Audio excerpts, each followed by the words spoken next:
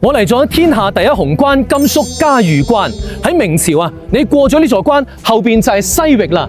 呢度係明朝萬里長城最西邊嘅起點，足足修咗168年，距今有600幾年歷史。當年林則徐同埋左宗棠去新疆都係行呢度過關嘅。我哋入去睇下。我而家入咗嘉峪關嘅內城，呢度就係軍隊駐紮嘅地方，呢個叫游擊將軍府。咁呢一大片空地呢，就係以前軍隊喺度練功啊、食飯嘅地方啦。咁啊，嘉峪係咩意思呢？嘉就係美好，峪就係山谷，所以嘉峪關就係邊疆一座美好嘅小山谷。我入咗嚟嘉峪關嘅外城，嗱，古代老百姓咧喺呢度擺檔賣嘢。咁啊，呢度咧有一座關帝廟啊，將士出征之前都會拜一拜關二哥。我準備要出關啦，出關之前咧要有關照先得㗎。來者何人？報上姓名。小姓張，弓長張，池公也池。哦，哇！你到西域所為何事？我去學習西域的音樂。學習音樂。對。你找對地方了啊！順利通關，感謝，一路平安。謝謝。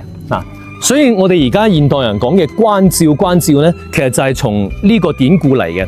出咗嘉峪關，我而家嚟到西域嘅土地，你望一望後邊嗰片荒蕪嘅戈壁灘，呢個就係古代嘅西域之地。咁啊，點解西域嘅游牧民族成日都要滋擾明朝嘅邊境呢？好簡單嘅，你睇下嗱，順住我手指望過去，嗰度有一片明代長城嘅遺址。咁啊，長城左邊呢，就係關內，你睇下綠樹成蔭，水草豐茂，係明朝嘅境內啊。所以關外嘅游牧民族成日都要越過長城去搶明朝嘅資源。Beyond 有一首粵語歌叫《長城》，係咁唱嘅：遙遠的東方，遼闊的邊疆，還有遠古的破牆。我而家就喺嘉峪關嘅明代長城，你睇啲磚敲上去，敲敲響嘅，呢土牆呢，拍上去啲土都會飛出嚟。所以自古以嚟呢，嘉峪關就有3個任務。